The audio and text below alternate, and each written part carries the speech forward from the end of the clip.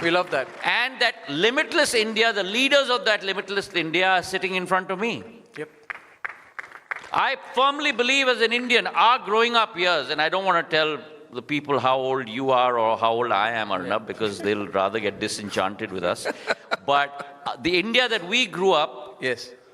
That's what I was wanted chained, to ask. was limited. The India we live in today, anything is possible. I'm so envious. I'm so jealous of the kids sitting up there. I wish I was their generation. The next 25 years, from our Amrit Kal to our Shatabdi Kal, from today to 2047, I firmly believe is going to be India's quarter of a century. The fact that today you and I are talking about Viksit Bharat 2047, it's become a part of our lexicon thanks to our Prime Minister. Atmanirbhar Bharat is part of our lexicon today. These were not words that you and I grew up even hearing many, many years ago. And today, the respect that we command on the world stage, the respect because of our Prime Minister, his leadership, his capability, and what he has done, how he has transformed India in 10 years. I don't want to get into the social paradigm as well, but that's important. Can you imagine 30 million houses being built in 10 years? We built 30 million houses in 65 years.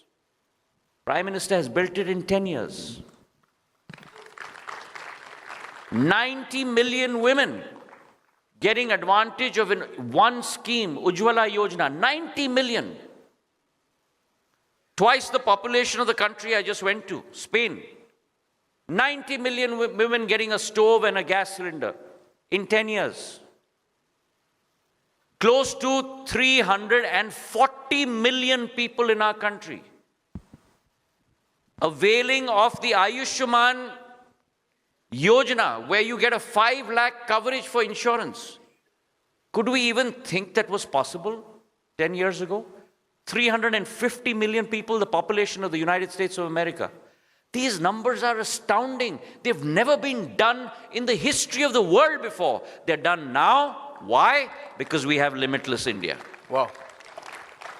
So, Jyotiraditya, my last question to you is, when you turn the clock back and you go to the start of your political career and your career as a professional when you came out of college,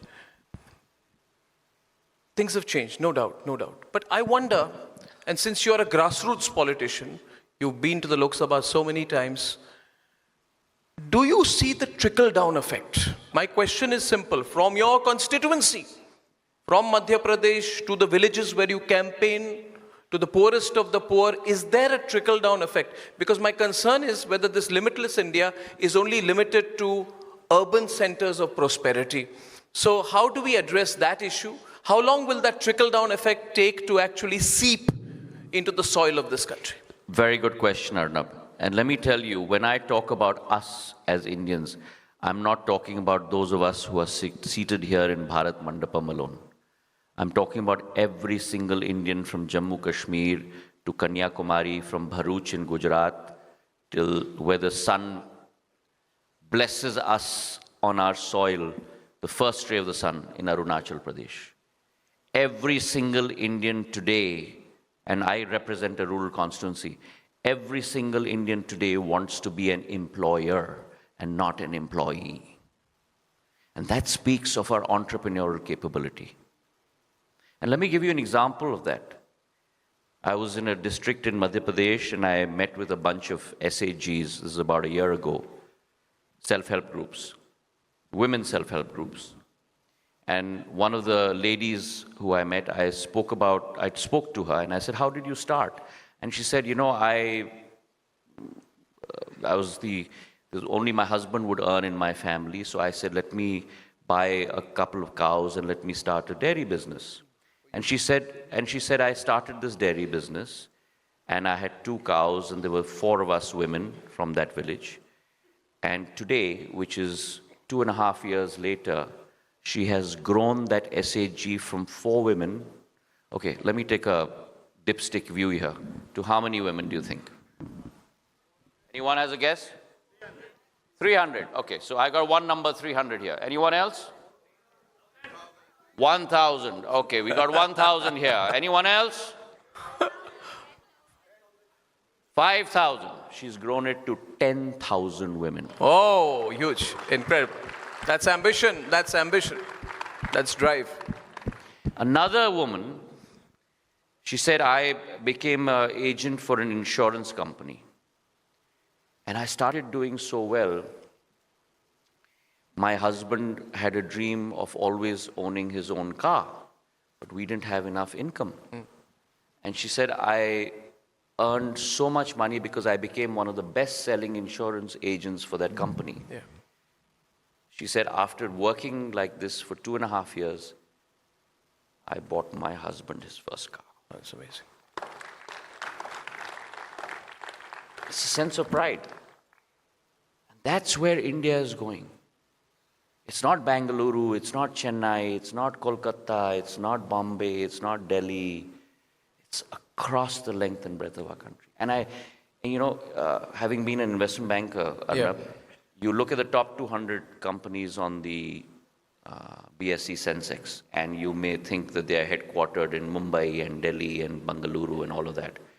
And then if you look at the top 500 companies in the BSE, they all, in terms of market cap, they all come from tier 2 cities. They all come from smaller towns. Small towns. They don't come from the top 5 metros. First generation. First generation. First generation. And every 10 years, and you and I have seen this, this never happened in, again, our growing years. Our lifetime. But today, every 10 years, when you go to an award ceremony, and the business leaders are getting awarded, every 10 years, you'll see a change. The guys who got awarded 10 years ago are no longer there. It's the new guys who are there. Yep. So I remember Andy Grove's, I was fortunate to be taught by Andy Grove, one of the founders of Intel at Stanford Business School.